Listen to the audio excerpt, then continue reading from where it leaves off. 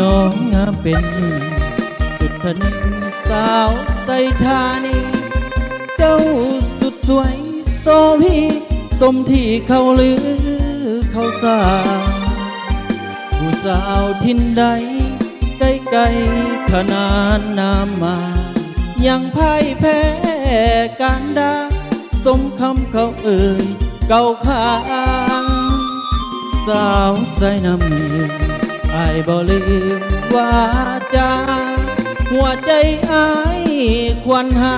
ได้พบแก้วตาคืนนั้นสมคำเขาลือไอเสื้อถือความสวยลาวันทั้งหุบหางผิวพรรณหอยมก็หวานสาวหานเหือนแพอาชีพทำนาหาปลา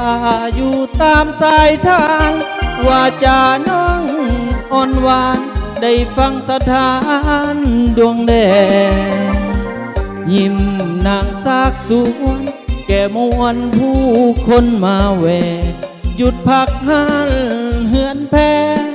งามจริงแท้สาวใส่ธานีเมื่อยามจะจากไอ้อะไรเหือนแพ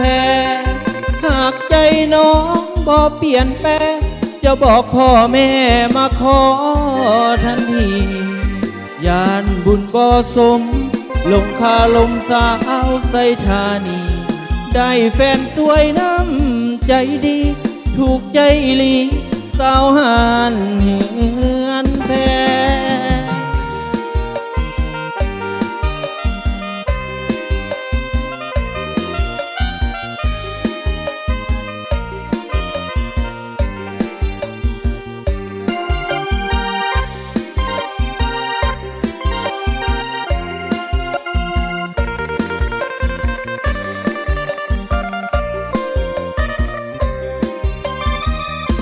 อาชีพทำนา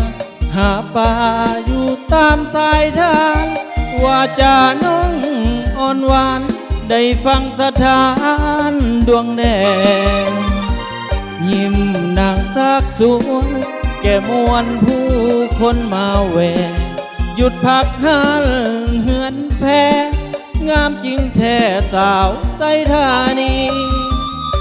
เมื่อยามจะจากไอ้อะไรเหือนแพหากใจน้องบ่เปลี่ยนแปลจะบอกพ่อแม่มาขอทันทียานบุญบ่สมลงคาลมสาวใส่ธานีได้แฟนสวยน้ำใจดีถูกใจอีหลีสาวหานเหือนแพ